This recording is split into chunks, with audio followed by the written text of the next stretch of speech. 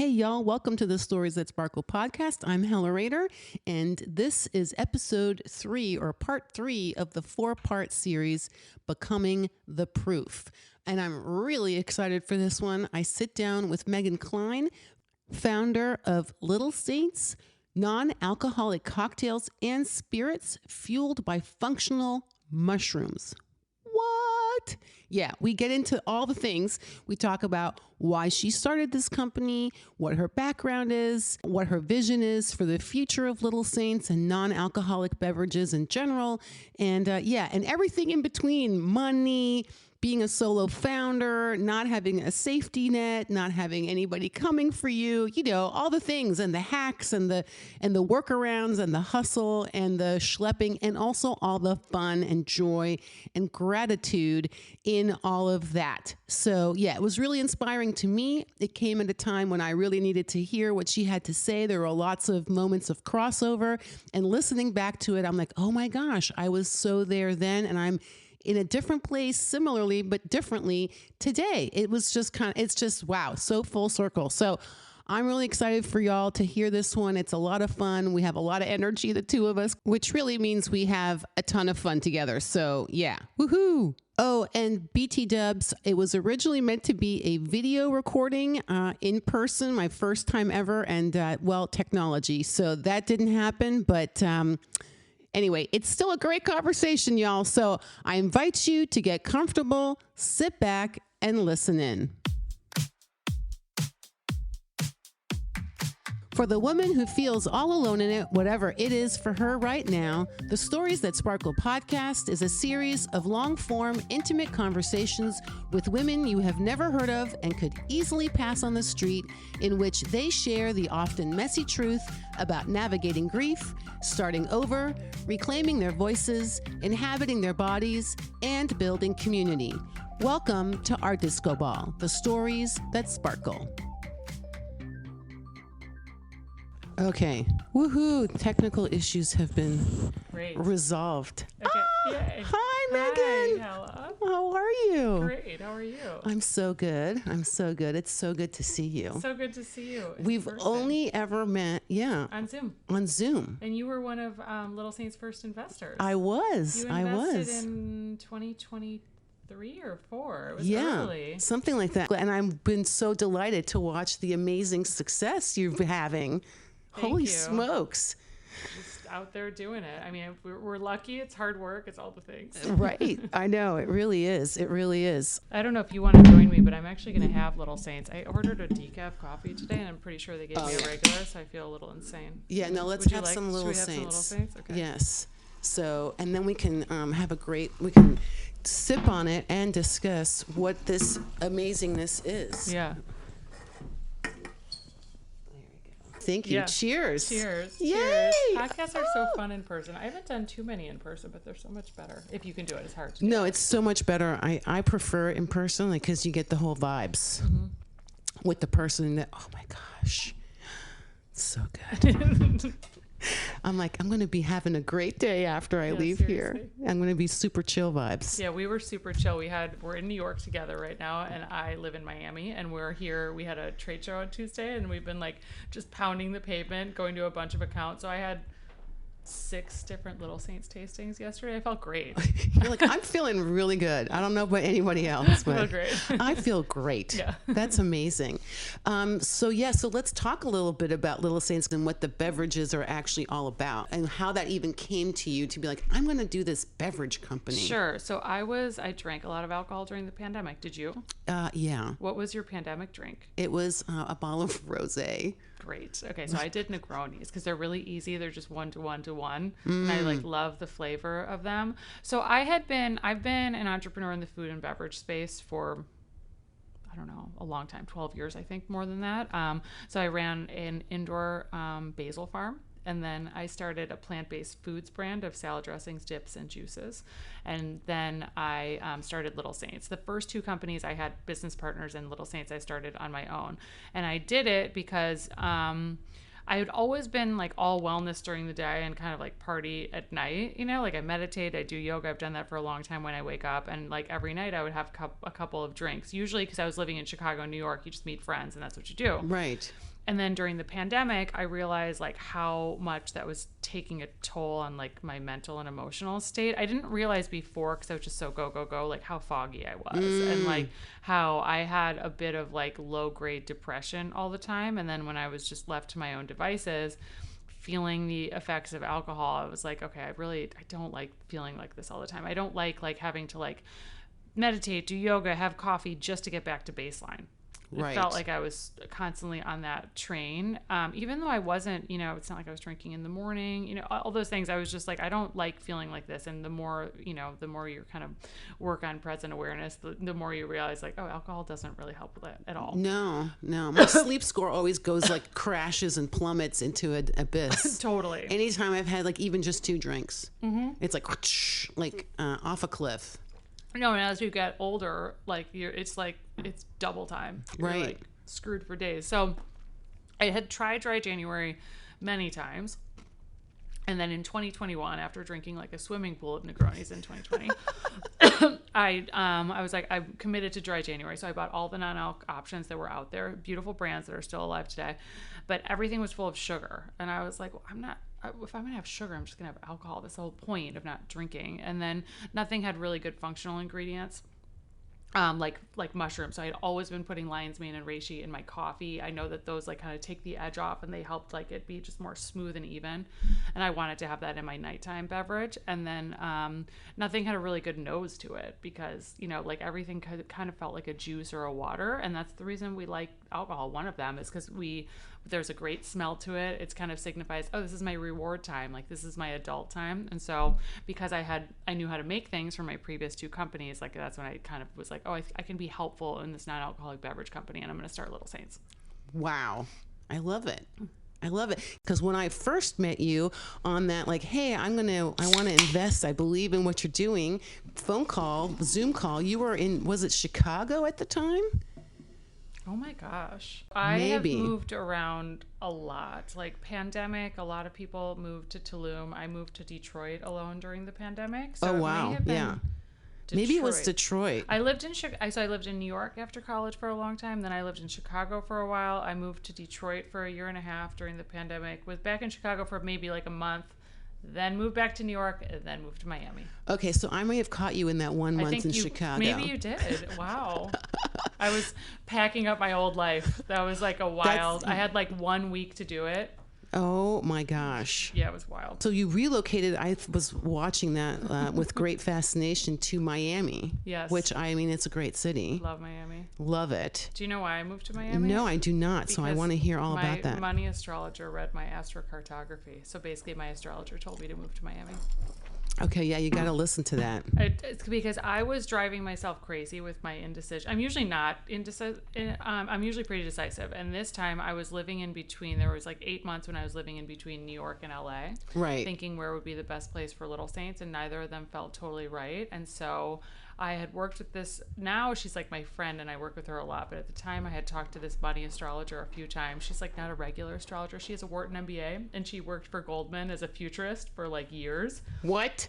Yeah. And so I had asked her for a few bits of business advice and she was always right. So I was like, do you know what astrocartography is? No, I don't think I do. It's when they read your chart and they can tell you where in the world would be the best place for you to live based on like your signs or whatever. Wow. And so she told me, she ranked them. She said Miami was number 1, Denver, Boulder was number 2, and LA was number 3. And I kind of like love to hate LA. So I was like, well, it's not LA. Yeah. And Colorado, I just didn't really know anyone. I knew like one person in Miami and I love warm weather. So that was it. I love this. I was single at the time and I still am, but like I was just like, cool, I moved in 3 weeks. Oh my gosh. So I think I actually then, if I talked to you in Chicago, it was when during that 3-week period, I like ran back to my condo that I was renting out to tenants and got everything out. Yes, that's what it was. Okay. Oh my God, that was early. Yes, that was really early. So that must have been 2023. Yeah. Mm-hmm. Wow. Yeah, because it was really still early days for Little Saints at that point. Well, thank you for putting your support and trust in us. So, 2023. Gosh, at that point, our sales were tiny. I know, but I was just like 2 people on the team. I was like, Hella, we're gonna do it. And I'm like, yeah, you will. Yeah, you will, and you are. Yeah. I mean, look at where we are and where you are now. No, you're an investor. Okay, that's true. All right, fair. Where we are. Yeah, we were at that point. it was just me and Katie. It was 2 people. And now we have 6 full-time, including me. We've got like a whole team doing it. Wow. Wow. Yeah, I mean, so it's interesting because I find I'm in this weird like growth spurt where I'm like, I need help. I really do need another person to help me, but I'm like, I don't know how I'm going to do that. But it's a really awkward period of like having to like get the first person on for help. And then for me, like it was my friend Katie and I working together, and that was even like a little hard for me to give up a bit of control. But now that I have like a real team, I feel like only right now am I really learning how to fully give up control and let people do their jobs. Oh, right. Like delegate and to actually delegate and like not do the things. And I was resisting, and now I'm just loving it. What do you think the resistance was about?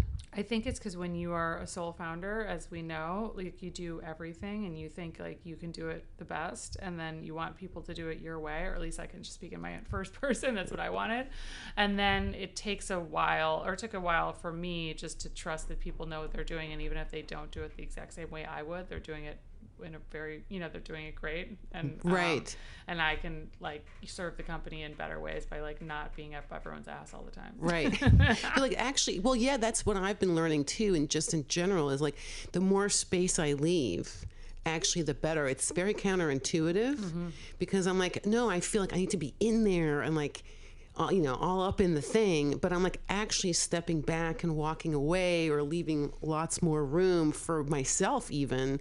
It goes better. It goes better. And honestly, I wish I would have learned this lesson naturally. Little Saints is turning 5. I know. That's what yes. Which is so crazy. Wow. And so I think it's only gotten to the point where I'm not burnt out, but I'm like, I still like love it. I feel super energized, but I am burnt out of doing all the things. So what I'm saying is it didn't come naturally. It came from a physical like tiredness place of like, I just can't do everything anymore, rather than a more place of like grounded intelligence. Like, right. It's it like wasn't that proactive. It's a bit reactive. Right. Like a little bit like let go or be dragged situation. Yeah, exactly. Like so now you're going to let go eventually because you're going to have to. I've been our head of sales for the whole 5 years, which is kind of asinine, but wow.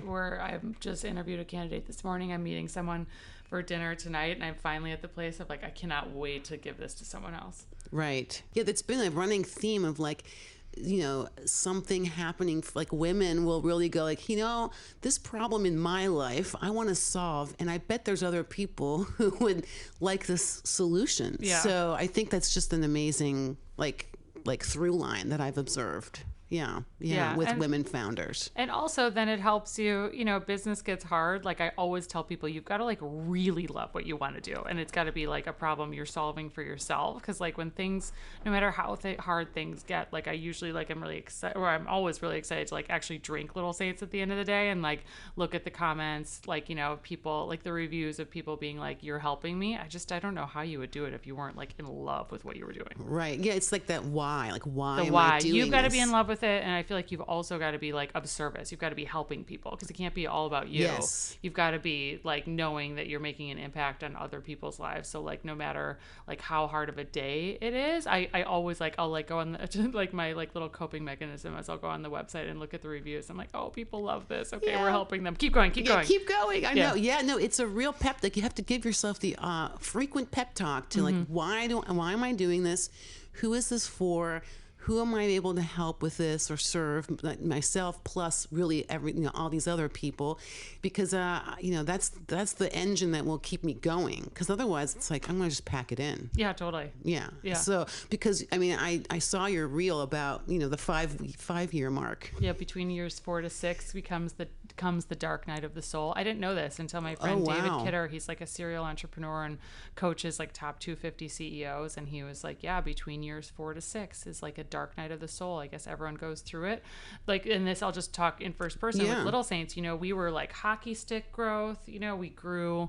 Gosh, we did 1.6 million in 2024, 9.6 in 2023, 9.6 in 2024, and then 14 in 2025. So we were growing really quickly, and we're still doing quite well, but we had our first down quarter in Q1, and that was because we didn't realize like how inflated our sales were from Shark Tank. Oh, right, because you were on Shark I was Tank. on Shark Tank, and we opened the season. They gave us so much publicity. We just like had so much like organic traffic coming to the site that's hard to get. You know, we don't have a celebrity co-founder, and so Right. we didn't realize like that was how inflated that was. So even though we're still doing well and our returning customer rate is good, we're not doing as well. And so I kind of like freaked out, and I was like, oh, I don't like this. I only go up, you know. And then it was Right. this great learning experience, because then you just have to face it, and you're in beverage, you're always fundraising, and you're like, you know, having to explain yourself to investors and yourself. And so I went through this period of, you know, the dark night of the soul, just like why everything that we did before that worked like a charm just doesn't work anymore. And then you think like, I have a plan, you know, I'm working hard, I'm being strategic. And so when things just all of a sudden, not that things fell apart, but like what was working didn't work anymore, it was a good opportunity to stop the pity party and just be like, okay, like we are nimble. That's the reason I chose to be an entrepreneur. Like I'm flexible. So like, let's figure out how to make this better. And so it has been a really good period of just, we've gotten a lot smarter. We've gotten a lot more organized. We've gotten a lot more strategic. And I thought we were all of those things before. And now, honestly, looking back, I'm like, we got a little bit lucky. Right. Well, it takes a little bit of both, right? Strategy and then just luck. Just like, oh, that one random, quote unquote, random thing, like took off in a way that couldn't have made that happen. Yeah. I think that's been a hard lesson for me to learn, like, or remind back to that, you know, leaving more space thing. Oh, is, yeah. You know, for me is, you know, I don't know what I don't know until I know it. So like, it's okay. Like I'll find when I find out now I can use it and apply it and do something different.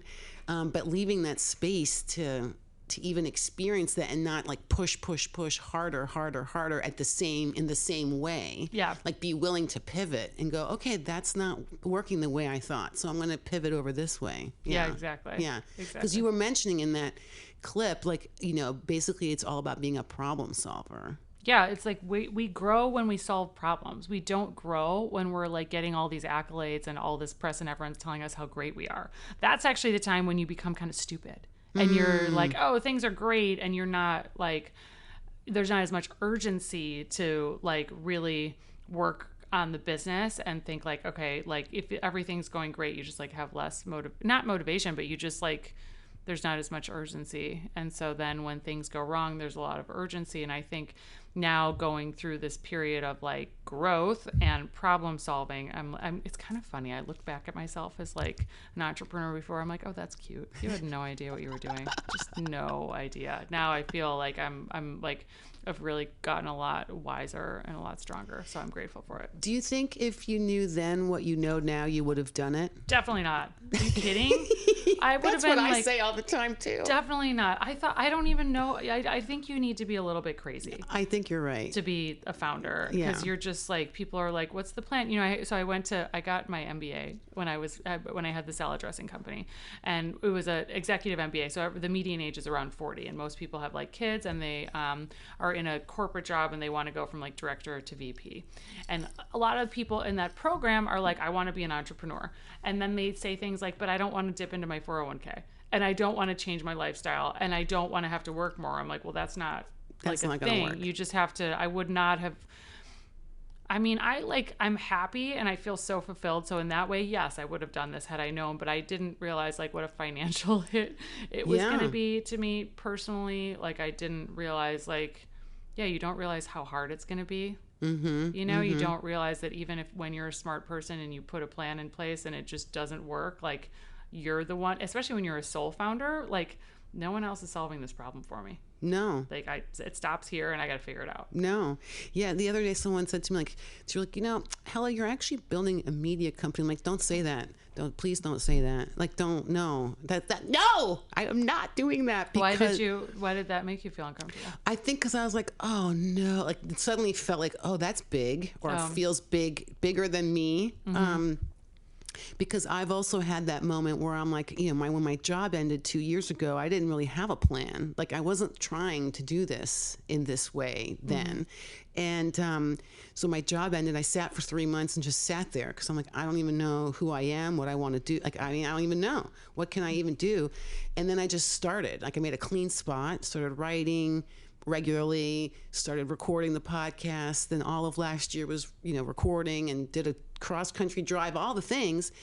And yeah, I'm like, I wouldn't trade it in now, but like, yeah, I'm watching my savings account go down, down, down. And I'm like, I'm just out here on the skinny branches, So I'm like, no, please don't add another layer of complexity. This is hard enough to just hustle every day. One thing I would like to talk about, which can be uncomfortable for people, but when you are a single founder and you are a sole income household, like going into let's talk about that. Savings, it's quite scary, and there's no way to plan for it because we go into it because you have to be an optimist to be a founder. So you're like, I'm going to make this. And so I didn't take a salary for the first 3 years of Little Saints, and like you're like, you don't realize like how that not only you can kind of fathom what that's going to do to your bank account, but you don't realize what that does to you, like you're just like identity and emotionally. And so it feels like a rite of passage, but I'm always kind of like, tag your sponsor, like, because like some like entrepreneurs like don't have to worry about that. They have like a dual income that's like supporting them, and not to say one's better or worse, but I just I salute you because I know it's hard. Well, thank you. Yes, somebody it was in that 3-month period where I was just like, I don't even know. They were like, well, what do you do? I'm like, nothing. I mean, and then they said, well, do you have a partner? Basically like a person who's paying the bills. I'm like, no, it's just me. It's just me. And I'm like, yeah, I'm way, so yeah, when I look at my bank accounts, I'm like, it's going to be all right. You know what I did? It's going to be all right. I did a really great thing that I never thought I would do as an adult, but I actually live with one of my best friends in Miami. I love that. Yeah. We were like, during the pandemic, I mean, I've like lived with a couple of like ex-boyfriends, but I haven't had a roommate. I'm in my 40s. I'm 47. And so during the pandemic, Anne and I were kind of talking. We were like, I don't think like adults are meant to like live alone. It's so weird, right? It's only been for the past 50 years that we've all been in like tiny apartments with our own kitchens and our own everything.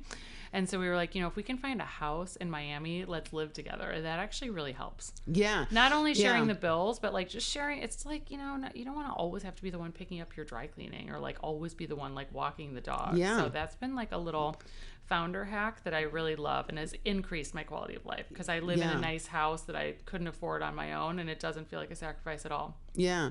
Well, it's funny you say that because I resisted that for a long time because I'm like, no, I should make it on my own, and that means living alone and all the things alone. And then a month ago, I took on a roommate. Oh, you did? Yeah. Cool. So now so I'm like right there with you on the founder hack of like, yeah, get a roommate or be a roommate. How do you like it so far? I'm hardly there. So this is your place in Virginia? Yeah. So I'm not there full time. So that was part of it. It was kind of like, Hella, get over yourself. I had to get over my own self and like this idea like, if I'm doing it well, I should be able to do it alone. And live alone. I'm like, what a weird thing. Like, I know, how did we come up with this? I don't know. It's we know intellectually that we need other people. Right. It's all about like our relationships. It was a total ego thing of like, I have to prove. It was like prove it energy or something. Yeah. I have to prove I can do this way and like be all like. I'm like, yeah, but you're making it harder for yourself. Why not get a roommate? So I did, and it's been amazing. You're right, because she will do things that when I'm not there, take care of the house, like, and just all kinds of stuff. Even when I'm home, like, she'll do the dishes. I'm like, whoa, what's happening here? This is awesome. Yeah, it's the best. So, yeah, I love this founder hack. That's amazing. Yeah, don't go it alone, basically. Don't go it alone. I think that's, like, I don't know if it's, do you have siblings? I do. I have 2 older brothers. 2 older brothers. Yeah. I was going to say it's like I don't know what it is in us, but that thing of, like, having to do it alone. Sometimes I think I became a founder just to like unlearn that as a life lesson that like it's not smart, it doesn't work, like it's not like what humans are meant to do, and just unlearning that thing of like I have to do it on my own. Right. So how do you navigate? I mean, at least for me, there's often terror around the finances piece of this because I'm like, it's all me and only me, and at the end of the day. So how do you navigate that? And like, show up and keep going, basically. Gosh, it's been all of the different things. I had like quite a bit of savings. Like I put $1.5 million into Little Saints. I've been pretty like open about that, more than that. And then I also like didn't take a salary for 3 years. So I changed my financial system pretty drastically. And again, goes back to like, you got to believe in what you do and like believe that you're like really creating something that's helping people. It's been a whole like identity ceremony, basically, because you go like you're walking through the world feeling like I'm someone that like doesn't have to worry about money, like it's always going to be there, to then when it's not. I've grown so much because of it. On the business side, it's made me a way better founder. Like I am so much, I've always been responsible with money. I'm like very frugal on the business end of things, but I think just going through that and seeing money through a different lens, like I manage it much better. I think I'm like actually a much better leader financially. I also realize it doesn't matter. I feel like I've kind of been like all over the financial spectrum, like I was raised really lucky, to be honest. Like I was a lawyer, like I didn't, and then I like went totally the opposite end of the spectrum, like kind of like broke founder, and I'm happier now than I ever have been. So I just sort of realized like it doesn't really matter. And I think it's such a blessing to have this freedom of not tying my self-worth to like how much money I have. I don't know if I could have ever gotten here had I not done Little Saints in this way. And it's like amazing. I mean, sometimes I think like, oh gosh, like if my like 35-year-old self could see my 47-year-old self, she'd be like horrified. Like all of the what things, is wrong like with you? You're not married, you like live in a house with like another woman, like what are you doing? But actually I feel very calm and centered and like more confident than I did back then. It's just really wild, like how much your perspective can change. Right. Yeah, that's a good point. I think for me, because I think for me, a lot of it has come down to the fear of financial insecurity. It's not even necessary that there's an actual financial insecurity. I mean, I'm not saying it's like piles and piles, but in relative terms, like I'm okay, right? But it's the fear of not being okay, and like who's going to come for, like no one's coming for me. Yeah. That's the scary part for me. Yeah. So, like really, I'm like right now actually going to work through some of these old ideas I have around money, because I'm like, it's a limiting belief that's actually only going to restrain me versus help me keep moving forward. So yeah, you're right about the fear. You're like, what is actually the case? Like, can I eat today? Am I clothed today? Like, do I have a comfortable bed today? Like, can I get in an airplane? Like, I've always been lucky and had all those things. Yeah. So how are you going through the dark night of the soul with Little Saints? the business dark night of the soul. Oh God, I think, sometimes well, sometimes not so well. I think, with a team, as a founder, your job is as much to be keeper of the vibe as it is to manage people. I've got to show up, and even when I'm feeling afraid, which I am sometimes, I've got to just dig deep and like show my passion for what we're doing, even on hard days. So how am I getting through dark night of the soul? I'm just remembering that. I am remembering like my responsibility to my team. I have like, not to be annoying, but I have like a really solid morning practice that I like make sure that I do every day. I meditate, I do yoga, dance, I do some vagus nerve things. Like I just like keep that practice going no matter what. And no matter where you are. No matter where I am. It's like a non-negotiable. I have to. Like this morning I was meditating and I could hear sirens. I was like, I'm still doing it. And then I have been leaning on people more for help now during this dark night of the soul than I ever have been. And I can see that like I'm leaning on people more. I'm asking for help. And I'm leaning into gratitude, because even though like there's a lot of things not going right, like there are so many things going right. I mean, I get to be the founder of Little Saints. I get to be like in New York talking to you. Like I get to like go into Pinch Chinese, like a restaurant that I love, and have the bartender like love Little Saints and make me an amazing cocktail while I'm eating crab dumplings. Like I'm a very lucky person. So I think it's just really leaning into gratitude and practicing, like, it's not fake positivity. It's just practicing, like, seeing and acknowledging all of the blessings that I have, rather than focusing on, like, oh, we're down quarter over quarter. How am I going to fundraise? Like, these things are going wrong. Just really focusing on the blessings. Right.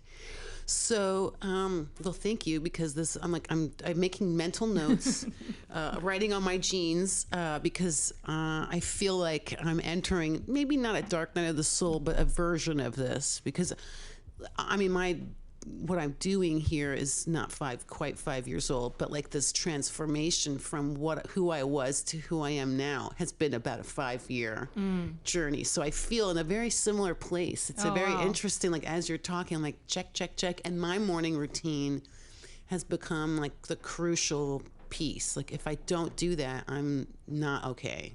So Yeah, no, seriously. I can deal with pretty much most anything happening that day if I've done that first in the morning. So yeah. So I guess, like, just what's next, or where are you focusing the energy in terms of Little Saints? Like, what are you where is that at for you today? So we're filling the sales piece. Like, it's, like I said, it's so dumb that we haven't had a head of sales. Like, so I'm really, like, recruiting for that and really making sure that we get the right person. And then I'm very excited to transition, because head of sales, like, right now I'm doing, I don't know, maybe 25 hours a week on sales, and then I'm trying to do everything else. And so I'm very excited to get that function in there, and then feel into what it feels like to lead and do more, forward thinking things for the business, like do more thought leadership. The non-alc category is growing, it's new, it's exciting, and there's also a lot of confusion around it, like, do you have to be sober? Where do I get it? Like, it's not available everywhere. And I think, I'm lucky that I've been doing this for 5 years, and I really believe that non-alc is, like, a vital part of a, like, happier society. And so I'm really excited to, like, put my energy towards, like, education and, just education on that part of the business, rather than being so in the business and, like, running the day to day. Right. Because the formulation was different when you first started. Yeah, it had CBD in it. Yeah, it had CBD, and that was proved also difficult, right? Just for distribution and and all of also that. We didn't realize. So the original formulas had CBD, reishi mushroom, and terpenes, which are, like, the aromas. And then we learned, it was funny. I was at a dinner in Miami, and this awesome friend of mine was talking about how she loved Little Saints, but she was embarrassed to bring it to her friends' houses for dinners because she thought they might think it's drugs. And I was like, oh gosh, I didn't even think about that. She was like, yeah, my mom friends, like, don't think that they can drive with it. And even though I was so close to it and I knew, like, what CBD was, like, no one else did. And so that's why, that was when I first started thinking. And also we found an amazing functional mushroom supplier around that time too, that has, like, so the reishi mushroom is actually more effective than CBD and helping drop you into your parasympathetic nervous system and kind of giving you that take the edge off feeling. Like, I actually feel way better having same. this, like, than I did a little ramped up on coffee before. And so it was sort of like, we substituted with a better ingredient, and it was confusing to our customers. So we took it out of the formulas in 2023. And that's actually when we really started to grow. Right. No, that's amazing. Yeah. Okay, so head of sales. Head of sales. You can focus more on bigger picture and just visioning and pushing forward to the next place. Yeah, because it's a new category. It's only been around for, like, 5-8 years, and I think a lot of the founders in this space are in the similar position to me, as everyone's trying to raise money. No one has enough time, and I think, like, once I do make enough time and, like, lean on my team more, I think we can really make headway in terms of, like, getting non-alc, like, into places where people want it. So, like, sports games and airports and, like, more bar menus, and just, like, really incorporating it into culture in a way that people want it. So, like, no one wants a glass of juice with Little Saints poured on top of it.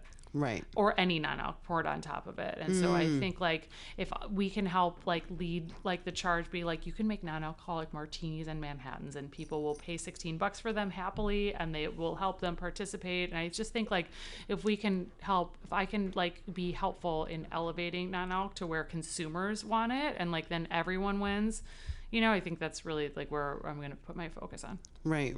Oh, I love this. I love this. I mean, because it's like we all want to, you know, how there's all those things right now, like about women in their 40s are turning to raves for their mental health. Like, yeah, totally. And like we all, like women in our 40s, 50s, like we're also getting like more hungover. So we don't want to like go have like 3 espresso martinis like we used to. So I think it's like no one wants nightlife to end. We all still want to go out and socialize. It's just really like leading the charge on like how actually what's in our glass is showing up and how that evolves rather than trying to reinvent the wheel totally. Right. Yeah, I remember when I actually I was in Miami. I like a year after my divorce, I was like almost 50, not quite 50 yet, but almost.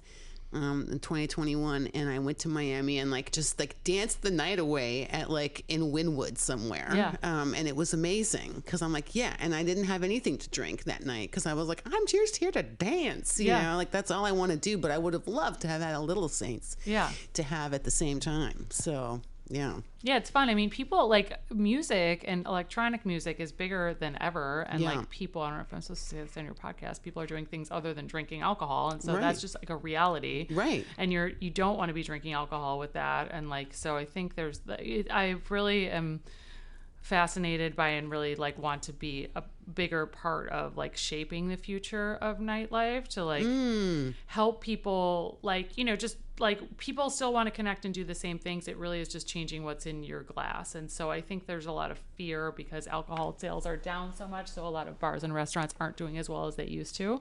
And so it's like things will shift a little bit, but I think if we can help show people how non-alc can like just keep it going in a different way, I think everyone will be happy. Right. Because we don't want to stay home. No. Well, that's one of the things I admire about you and love about you is I'm like, yeah, girl, you're out there like dancing till 4 a.m. with cones on. I'm like, please do more of that.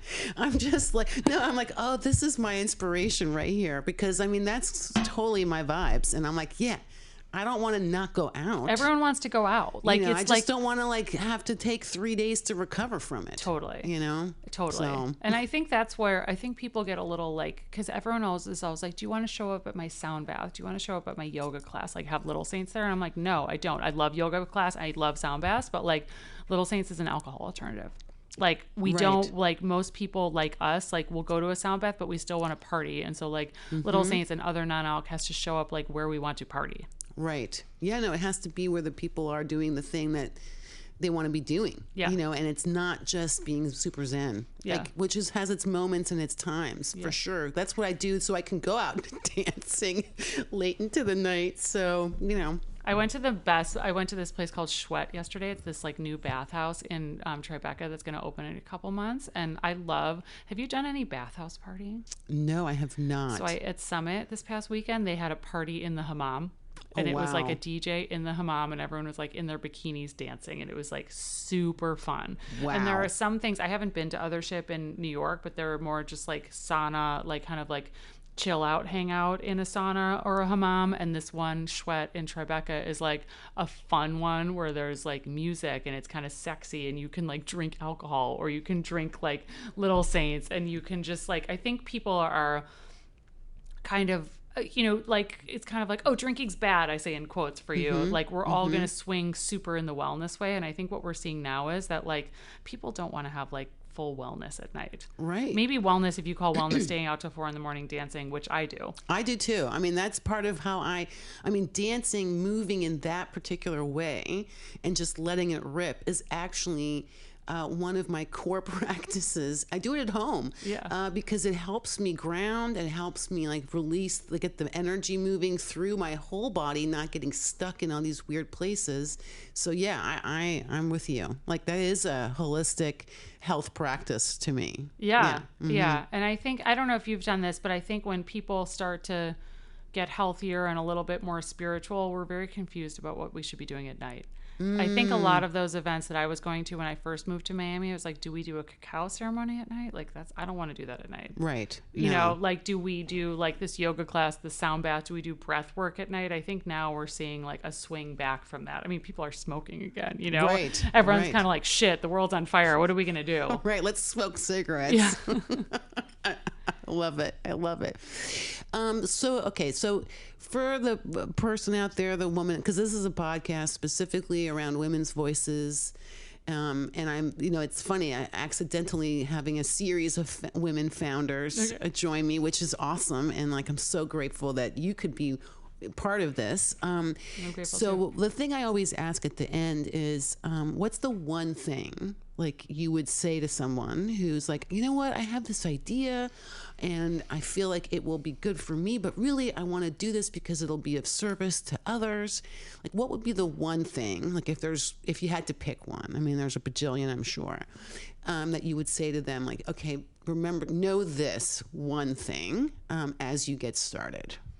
I would just say don't get stuck in the like idea stage. Like, so many of us have ideas. I think a lot of people can get stuck in the ideas phase, and the longer that they don't put it into action, the more talk starts feeling like talk, and then they feel insecure about it, and the more they talk about it and don't do it, then they just don't do it. And then like it's a disappointing feeling overall. I think like if you have an idea and you want to do it, like just like everyone fails, you know, like in the beginning a million times. I think just like, I mean, it's the most simple advice, but just like put it into motion and start doing it. And if you don't like it anymore, like don't be afraid to quit, but like everyone starts somewhere, and just don't get stuck in the talking about it phase. Right. Oh, I love this. Yeah, like just do it. I mean, that's what I'm saying. Like today I'm figuring out how to do a video podcast in person for the first time. I'm just going to do it, and I know it's not going to be perfect, but I'm just going to do it, and then I'll get better at it the more I do it. Exactly. But you're right. I could talk about doing video for the next 2 years. You could have like 3 lunches talking about how video would be so much better than this, and like how would I do it, and the different kinds of ways you could do it, or you could just try to do it. Right. You know? No, I love it. Yeah, just go do it. Yeah. Yeah. Oh, this is delightful. So where are you off to next? You're back to Miami tomorrow? Or? I have a crazy schedule. Ooh. So I have like really great sales meetings for the next 2 days in New York. I'm flying back to Miami tomorrow night, literally to sleep and change my suitcase. I'm going to LA. My sister died last summer. That's right. And it's her birthday next week on May 6th. So her husband, her best friend, and some of our friends were going out for dinner in LA on Saturday night. She was very loves nice hotels and Asian food. So I'm staying at Chateau, and we're going out for a great Asian food dinner. I'm so excited. And then I'm out there doing it. So we're fundraising. So we're the drink sponsor at a really nice party at the Milken Family Office Conference on Sunday night. And I'm going and doing fundraising stuff in LA from Sunday, Monday, Tuesday. I have I'm training the team at Token Madeira. Oh, wow. And then I'm flying back on Tuesday night. Wow. Amazing. I love it. Yeah. I was laughing this morning because I'm like, as a creative on the go, I always have a packed suitcase sitting somewhere in whatever room I'm in, because I'll be going somewhere else next. Oh, so it's smart. Yeah, it sounds very familiar. What you're describing. I'm like, yeah, it sounds about right. One thing I do is I carry the same pillow everywhere. Ooh, yeah. That's the only morning routine, and same pillow. That's like actually the key, I think, for me. Okay, I'm going to add that to my list because I was like, I think I need to bring my own pillow, because there's something like when you travel that much, I feel like that's clutch. Yeah. Oh, well, thank you so much for doing this with me, so fun, and thank you for just everything. Like, really, you're very inspiring to me. Thank you. Think to so many. Just your I just want to say, like, your energy of joyfulness.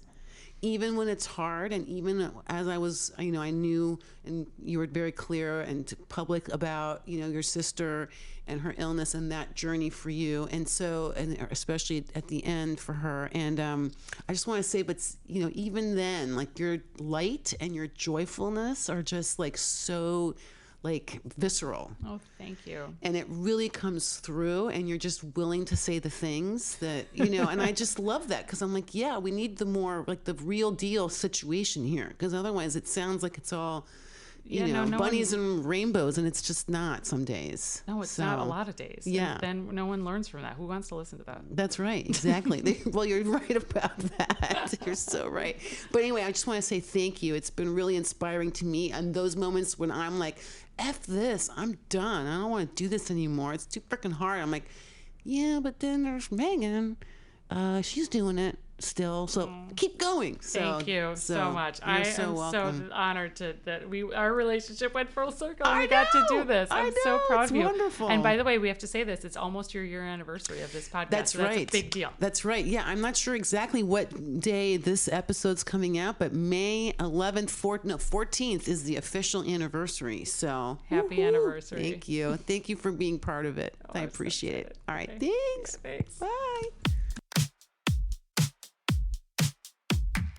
Thank you for listening to The Stories That Sparkle, a space I created for women to share in their own voices the intricacies of their stories. Thank you to Megan for all that she does, an amazing example of a woman founder that she is. And especially the inspiration to keep on dancing, to dance late into the night, and to have a non-alcoholic spirit or cocktail like a Little Saints in your glass while you're doing it. So yeah, I'm really excited to see what she does in the non-alcoholic beverage space and how she continues to push Little Saints forward and brings it really to where people are and what they, to give them what they want and need when they're dancing or doing whatever, watching sports, who knows, anything. So anyways, next time in 2 weeks for the final episode of Becoming the Proof, I have a conversation with Cree Gabriele, I think I said that the right way, who among other things is a professor of communications design at Pratt. What? Yeah, at Pratt in New York City. Hence, I call her affectionately the Prof. So yeah, you're going to come back to hear about what she's building, what she helps people build. So yeah, it's pretty incredible. So yeah, couldn't think of a better way to wrap this series up than my conversation with Cree. And actually, it was the first conversation that I recorded of all 4 of these. So go figure, time and space is all relative, apparently. Anyway, if you're enjoying the Stories That Sparkle, please consider becoming a subscriber to my Substack, hellarader.substack.com. That way you'll never miss an episode or any of the posts that I put up that relate to the podcast, etc., etc. It would also go a long way in helping me record and amplify more women's stories and getting them out here into the world. So any support is greatly appreciated. And of course, if you have a story you want to share, you can submit via hellarader.com and the submissions tab at the top there. You can also reach out via DM on my Instagram or through the contact form. Yeah, just get in touch with me and let's get your story out there, okay? Because together we bring light into dark places.